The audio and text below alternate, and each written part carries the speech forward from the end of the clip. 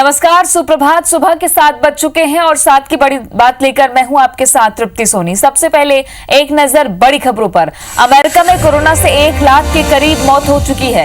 इधर मध्य प्रदेश में 24 घंटे में 194 नए मरीज आए हैं, 10 की मौत हुई है। छत्तीसगढ़ में एक्टिव केस 221 हो गए हैं। आगर मालवा में धान खरीदी केंद्र में किसान की मौत हो गई है।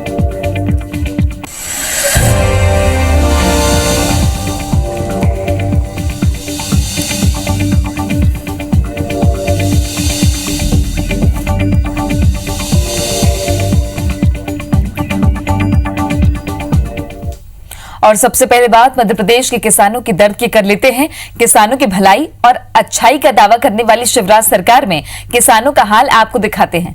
बात एमपी के 52वें जिले की कर रहे हैं। शायद इसका नंबर आखिर में आता है, इसलिए इस जिले पर किसी का ध्यान नहीं जा रहा। 2 तस्वीरें आगर मालवा से। पहली गेहूं खरीदी केंद्र की है, जहां 6 दिन से अपने नंबर का इंतजार कर रहे किसान की हार्ट अटैक से मौत हो गई। कलेक्टर को यहां सब नॉर्मल सा लगता है। पूरी खबर आपको बताएंगे। दूसरी तस्वीर भी आगर मालवा से, जहां एक गेहूं खरीदी नहीं होने पर नाराज किसान ट्रैक्टर में मिट्टी भरकर बेचने पहुंच गया। कहीं बारदान नहीं है तो कहीं ट्रांसपोर्ट नहीं है, बाद में मिट्टी लेके आया। देखता हूं कभी तो ये किसानों की दुर्दशा आप देख रहे हैं। मध्य प्रदेश में गेहूं खरीदी केंद्र पर किस तरह की अव्यवस्थाएं हैं, क्या इस पर किसी का ध्यान नहीं जाता? क्या प्रशासन मौन बना बैठा है? मॉनिटरिंग के दावे लगातार किए जाते हैं, लेकिन 6 दिन से मैसेज आने के बाद भी अपने नंबर का इंतजार कर रहे किसान की हार्ट अटैक से मौत हो जाती है, तो जिम्मेदार किसे माना जाए? क्या व्यवस्थाएं लचर हो चली हैं? सरकारी सिस्टम की भेंट एक किसान चढ़ गया। प्रदेश के आगर मालवा में 6 दिन से अपनी उपज की तौल का इंतजार कर रहे किसान ने हार्ट अटैक के कारण दम तोड़ दिया। आगर मालवा के तनोडिया स्थित खरीदी केंद्र की ये घटना है। जानकारी के मुताबिक मलवासा गांव के रहने वाले किसान प्रेम सिंह को मोबाइल पर मैसेज आया कि वो 19 मई को अपनी उपज लेकर झलारा स्थित खरीदी केंद्र पहुंचे, लेकिन बद इंतजामी के चलते 2 दिन इंतजार करता रहा और खरीदी नहीं हुई, जिसके बाद उसे तनोडिया स्थित खरीदी केंद्र जाने को कहा गया। वहां भी वो पूरे 4 दिन इंतजार करता रहा। किसान बेहद परेशान हो चुका था और जब सोमवार 25 मई को आखिरकार उसकी उपज की तौल की जा रही थी, तो किसान प्रेम सिंह को हार्ट अटैक आ गया, जिससे उसकी मौत हो गई। किसान सरकारी बद इंतजामी का शिकार हो गया। परेशानियों को लेकर किसान यहां विरोध में 2 दिन इंदौर कोटा मार्ग पर चक्का जाम भी कर चुके थे। उपार्जन केंद्र के प्रबंधक का कहना है कि किसान को 19 मई को उपज लेकर आने का एसएमएस मिला था और 23 मई को उसे टोकन दिया गया। 2 दिन बारदाना न होने से खरीदी नहीं हो पाई। किसान की मौत ने विपक्ष को सियासत का मौका दे दिया है। इलाके के कांग्रेस नेता शिवराज सरकार की नीतियों पर दोष पड़ रहे हैं। किसान के परिवार के लिए 50 लाख रुपए की मुआवजे की मांग की गई है। इधर कलेक्टर संजय कुमार ने इस मौत को प्राकृतिक बताया। उनका कहना है कि सब आराम से ही थे, लेकिन दुर्भाग्यवश किसान की मौत हो गई। यानी कलेक्टर साहब की माने तो भीषण गर्मी में 6 दिन अपनी उपज के तौलने का इंतजार करना बेहद आरामदेह स्थिति है। अब वो किसान के परिवार को शासन स्तर पर हर संभव मदद दिलाने का रटा रटाया बयान दे रहे हैं। एक टाली तुल चुकी थी, दूसरी टाली उसकी आधी तुली थी और वो वहीं पर खड़ा था और आकस्मिक उसको चक्कर आकर उल्टी आई और वो गिर गया, उसको अटैक आ गया।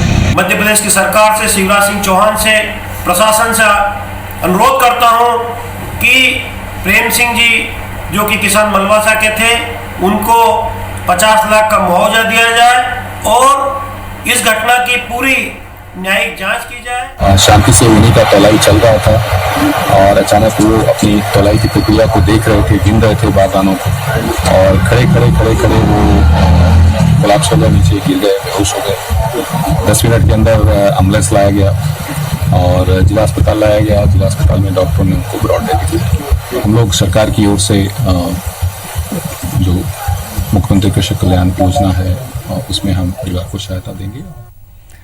मनीष मारू हमारे सहयोगी जुड़ गए हैं ज्यादा जानकारी के साथ। मनीष, 6 दिन का इंतजार किसान का और आखिरकार हार्ट अटैक से मौत। दूसरी तरफ मिट्टी भरकर ट्रैक्टर में किसान पहुंच गया। क्या हालात बन रहे हैं इन दिनों मालवा में? बिल्कुल तृप्ति बताना चाहूंगा कि पिछले एक हफ्ते से यहाँ पे लगातार किसान परेशान हो रहे हैं अपनी गेहूं की उपज को लेकर।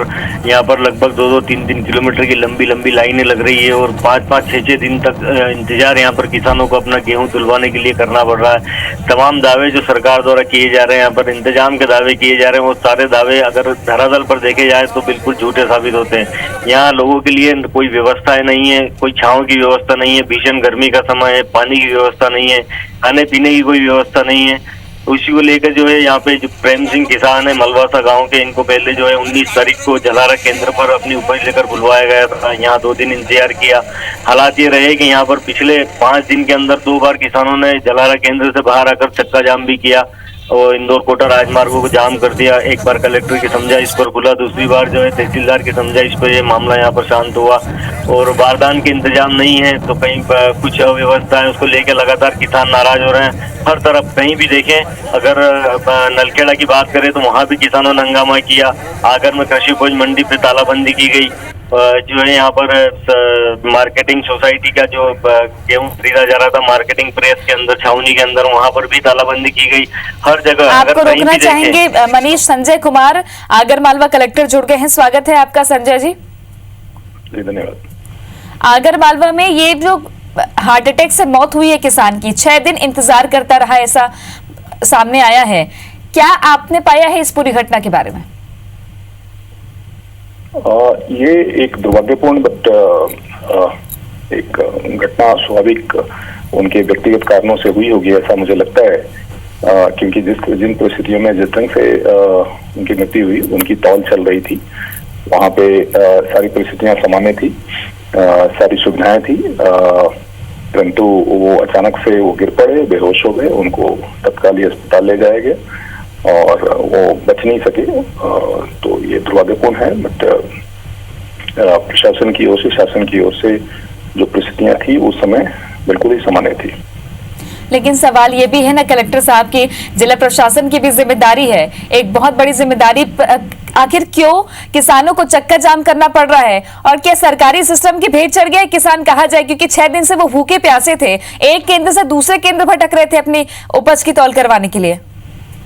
नहीं, ये गलत है, ये जानकारी आपकी गलत है। ऐसा नहीं है कि भूखे प्यासे थे। वो जो हमारे पास जानकारी है वो पास के गांव के थे। और विधिवत जो है वो ये जरूर होता है कि ये जो काम है बहुत ही चुनौतीपूर्ण है, बहुत ही जटिल है। और अभी जो उपार्जन का जो काम है वो अंतिम चरणों में चल रहा है, जहाँ पे कि सारी जो सिस्टम है वो स्ट्रेस में जरूर आता है। लेकिन इसके बावजूद हम लोग आपको बता दूं आपकी जानकारी के लिए, पिछले वर्ष हमने जिले में 64,000 मीट्रिक टन गेहूं का उत्पादन किया। लेकिन बारदाने की कमी तो देखी गई ना यहाँ पर भी।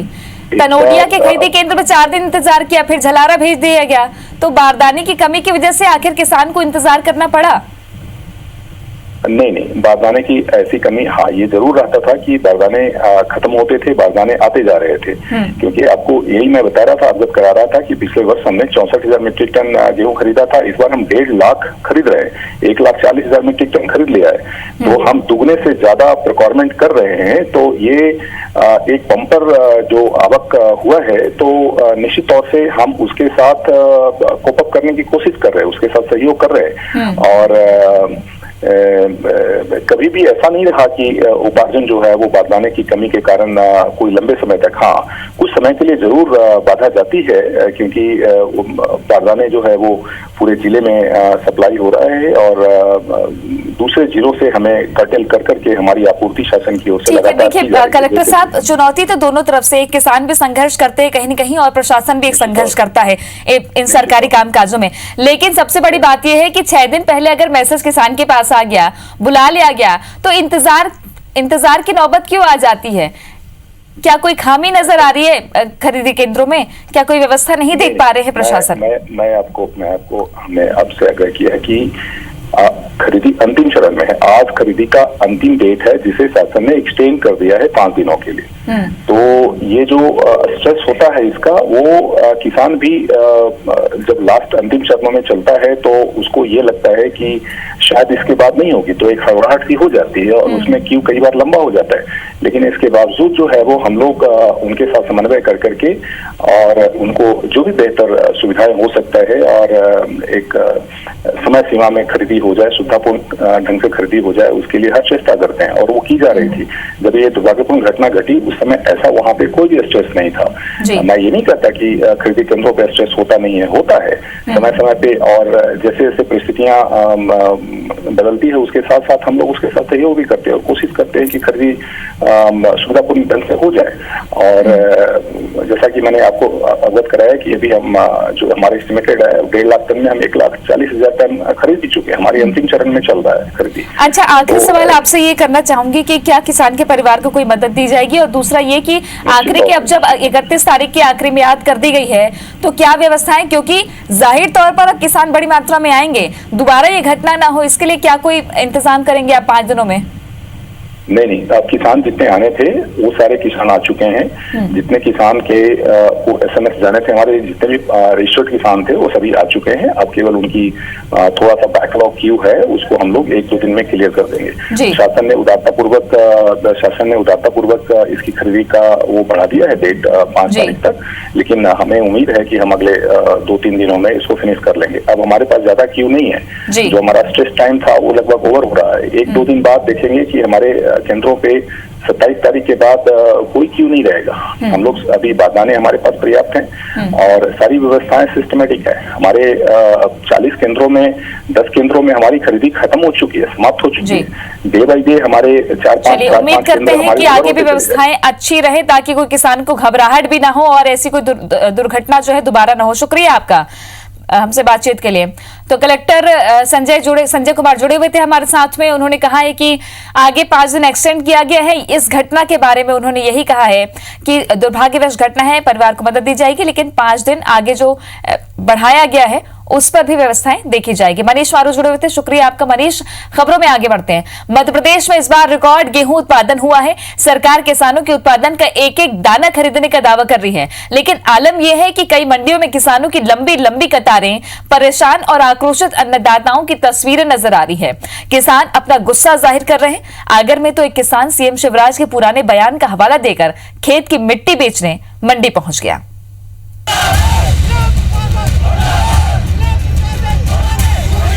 ये तस्वीर सीहोर की है, जहां समर्थन मूल्य पर गेहूं खरीदी में बदइंतजामी को लेकर किसानों का गुस्सा फूट पड़ा। इसी तरह की तस्वीरें आगर मालवा समेत प्रदेश के कई हिस्सों से सामने आ रही है। गेहूं खरीदी नहीं होने से परेशान किसान अपने आक्रोश जाहिर कर रहे हैं। आगर में भेरू सिंह नाम का एक किसान ट्रॉली में अपने खेत की मिट्टी भरकर बेचने चला गया। दरअसल भेरू सिंह 4 दिन से अपने गेहूं बेचने के लिए इंतजार कर रहा है, लेकिन गेहूं तुलाई नहीं हो सकी, जिसके बाद वो अपने खेत की मिट्टी भर लाया और अपना गुस्सा जताया। शिवराज जी जब सत्ता में नहीं थे तो कह रहे थे किसानों के खेत की मिट्टी भी 2100 रुपये कुंटल ले लूंगा, तो आज मैं गेहूँ तो खरीद ही नहीं पा रहे। कहीं बारदान नहीं है तो कहीं ट्रांसपोर्ट नहीं है, तो आज मैं मिट्टी लेके आया, देखता हूँ कभी मिट्टी खरीद ले। दरअसल पूर्व की कमलनाथ सरकार के दौरान गेहूं खरीदी में बदइंतजामी पर शिवराज सिंह ने निशाना साधते हुए कहा था कि वो सीएम होते तो गेहूं क्या, किसान के खेत की मिट्टी भी 2100 रुपए के भाव में बिकवा देते। पिछले साल 11 मई को उज्जैन की एक सभा में दिए शिवराज के इसी बयान का हवाला देकर ये किसान अपने खेत की मिट्टी लेकर बेचने चला आया। गेहूं नहीं बिक रहा, सरसों नहीं बिक रही, अरे मैं तो गेहूं के साथ मिट्टी भी बिकवा देता था। हाल में सोचो। इधर किसानों के आक्रोश से इतर सीएम शिवराज सिंह ने किसानों के नाम दिए संदेश में प्रदेश में रिकॉर्ड गेहूं उत्पादन का दावा किया है। उन्होंने कहा है कि 16 अप्रैल से लेकर 25 मई तक 15,03,000 किसानों से 114,17,000 मीट्रिक टन गेहूं का उपार्जन किया गया।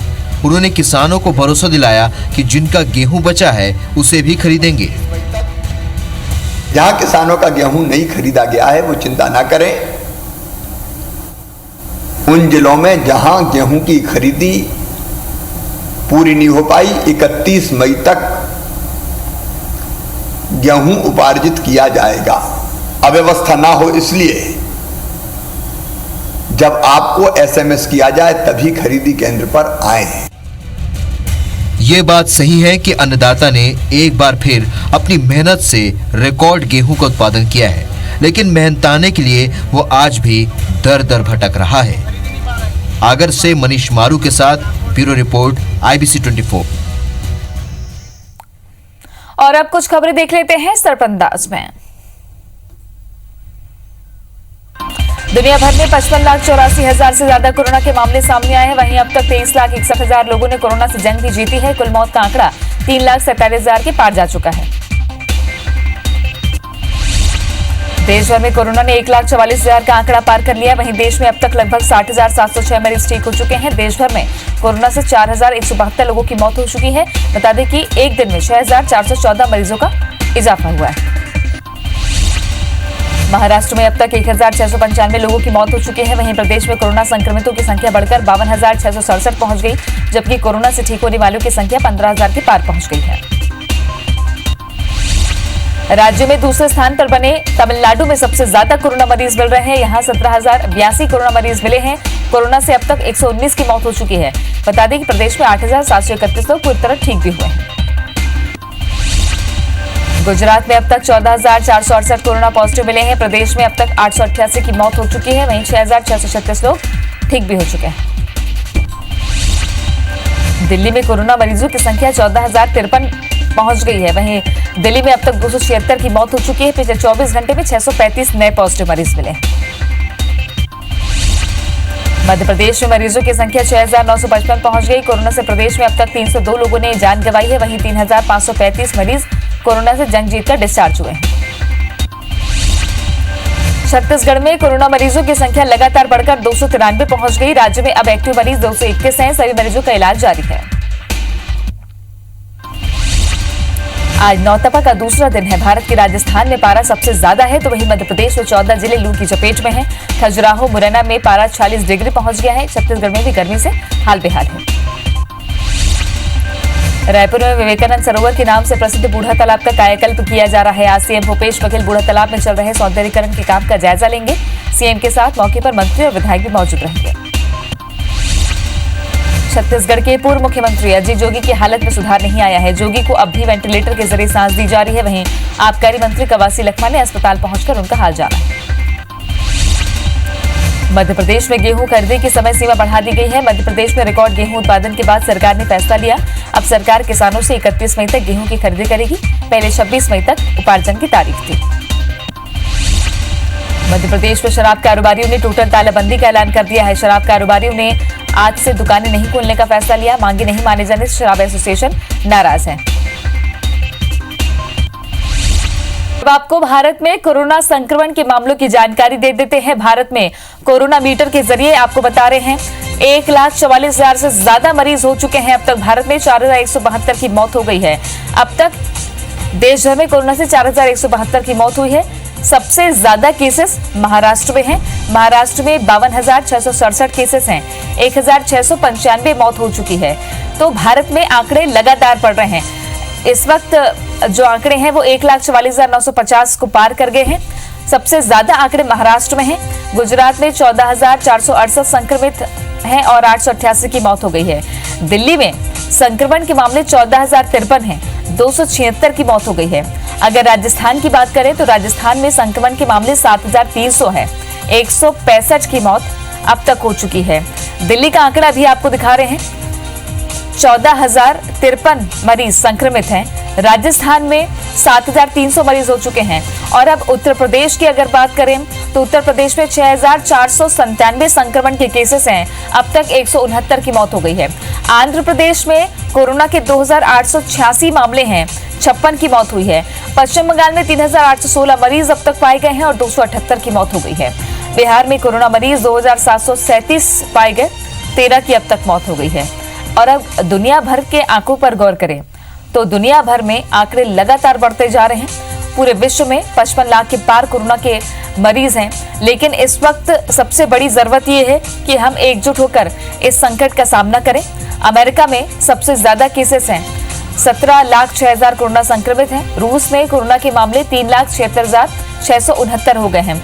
इटली में कोरोना संक्रमण के केसेस 2,30,000 के पार पहुंच गए हैं और स्पेन में 2,82,480 कोरोना संक्रमण के मामले हैं।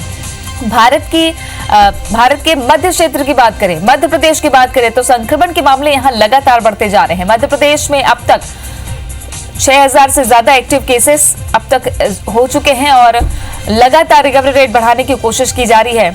छत्तीसगढ़ में भी केसेस लगातार बढ़ रहे हैं, नए केसेस सामने आ रहे हैं। 221 एक्टिव केस छत्तीसगढ़ में है और अब तक 293 मरीज मिल चुके हैं। इस वक्त बड़ी खबर अंबिकापुर से मिल रही है। अस्पताल में सुसाइड की खबर है।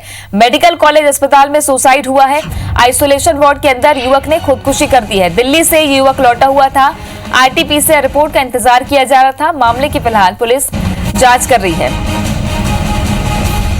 अभिषेक जुड़ गए हैं ज्यादा जानकारी के साथ। अभिषेक, क्या है ये पूरा मामला?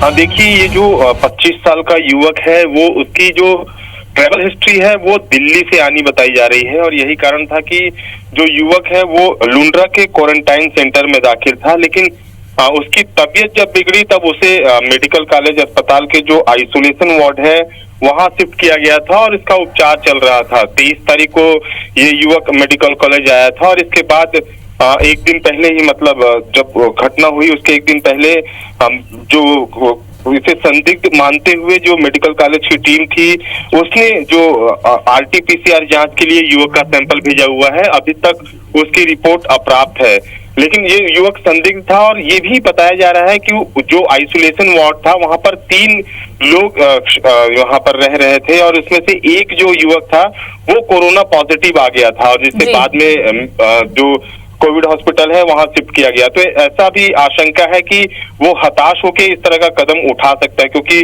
कोरोना पॉजिटिव एक मरीज वहां पर पाया गया था। तो हालांकि इस मामले की कोई पुष्टि नहीं हुई है, पुलिस अपनी जांच कर रही है और मेडिकल कॉलेज प्रबंधन का कहना है कि जो रैपिड टेस्ट किया गया था उसमें युवक का जो रिपोर्ट था वो निगेटिव आया था और जो आरटी-पीसीआर जांच है वो सैंपल जब उसकी रिपोर्ट आएगी उसके बाद ही इसका खुलासा हो सकेगा। लेकिन इस पूरे मामले की विवेचना की जा रही है और आइसोलेशन में जो जिस तरह के पूरे प्रदेश में अलग अलग जगह की घटनाएं सामने आ रही है तो अंबिकापुर मेडिकल कॉलेज में भी इस तरह की घटना सामने आई है। शुक्रिया आपका जानकारी के लिए। और इसी के साथ साथ की बड़ी बात में अभी के लिए इतना ही, लेकिन जाते जाते आपको बताते हैं कोरोना महामारी के संकट के दौरान अब कवियों ने अपनी कलम से एक नई इबारत फिर से लिखी है। आप भी सुनिए।